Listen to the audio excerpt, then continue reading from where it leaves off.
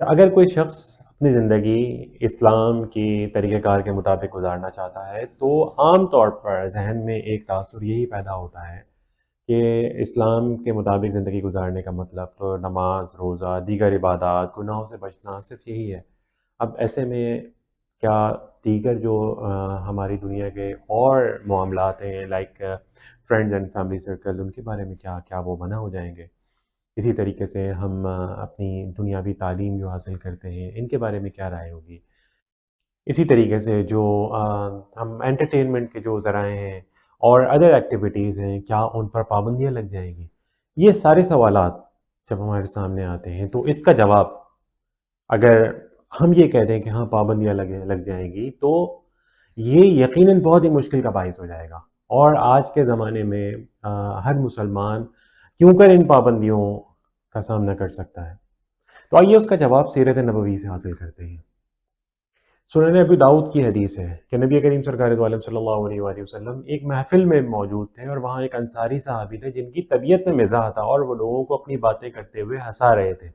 غور کیجئے ایک ایسی محفل میں جہاں پر اللہ کے رسول صلی اللہ علیہ وآلہ وسلم خود موجود ہیں، آپ کے صحابہ کرام موجود ہیں اور ایک شخص جن کی طبیعت میں مزاح ہے وہ اپنی باتوں سے ہنسا رہے ہیں۔ تو یہاں پہ ہمیں ریفرنس ملتا ہے اس بات کا کہ نہ صرف گیدرنگ کر سکتے ہیں بلکہ گیدرنگ میں ایک شستہ مذاق، اچھا مذاق بھی کیا جا سکتا ہے۔ اسی طرح سنن ابو داؤد کی حدیث ہے کہ حضرت عائشہ صدیقہ رضی اللہ تعالیٰ عنہ مدینہ شریف میں آپ کی جو سہیلیاں تھیں، جو آپ کی فرینڈز، وہ آپ کے گھر میں آیا کرتی تھیں اور آپ ان کے ساتھ کھیلا کرتے تھے۔ اور جب نبی کریم صلی اللہ علیہ وآلہ وسلم حجرے میں تشریف لے آتے تو وہ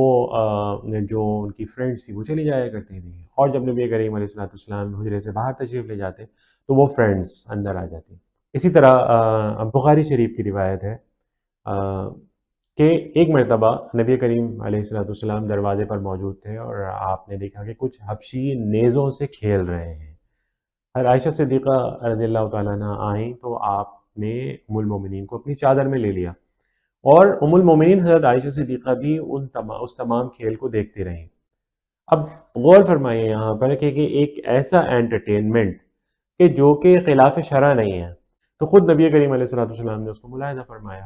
اور اپنی فیملی کو بھی اس سے انٹرٹین ہونے دیا۔ تو یہاں سے ہمیں یہ بات بھی پتہ چلتی ہے کہ انٹرٹینمنٹ شریعت میں منع نہیں ہے، بلکہ مباح انٹرٹینمنٹ اور جو جو خلاف شریعت نہ ہو اس سے انسان محظوظ ہو سکتا ہے۔ اسی طرح بخاری شریف کی یہ حدیث ہے کہ حضرت عمر رضی اللہ تعالیٰ عنہ نے اپنے ایک انصاری جو ان کے پڑوسی بھی تھے صحابی کے ساتھ ایک انڈرسٹینڈنگ کی ہوئی تھی کہ ایک دن حضرت عمر رضی اللہ عنہ نبی کریم علیہ الصلوۃ والسلام کی بارگاہ میں جاتے ہیں اور دن بھر وہاں جو بھی علم حاصل کرتے وہ اپنے دوسرے ساتھی کو آ کر بتاتے، اور دوسرے ساتھی اس روز اپنی ارننگ کی ایکٹیویٹیز میں جاتے اور اپنی ارننگ کے لیے کام کر رہے ہوتے، اور دوسرے دن جو ہے حضرت عمر رضی اللہ تعالیٰ عنہ کے جو دوسرے جو صحابی ساتھی تھے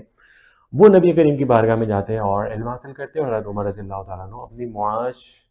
کے حصول کے لیے جو بھی ایکٹیویٹیز سے اس کی طرف جاتے، اور یہی ان کے درمیان انڈرسٹینڈنگ تھی کہ ایک فرد ایک دن ارننگ کے لیے جاتا اور اگلے دن لرننگ کے لیے جاتا۔ تو جو لرننگ کے لیے جاتا وہ اپنے ساتھی کو رات میں آ کر دن بھر کی تمام جو بھی ایکٹیویٹیز تھیں اور وہی نازل ہوئی اور سرکار علیہ الصلوۃ والسلام نے جو بھی تعلیمات دی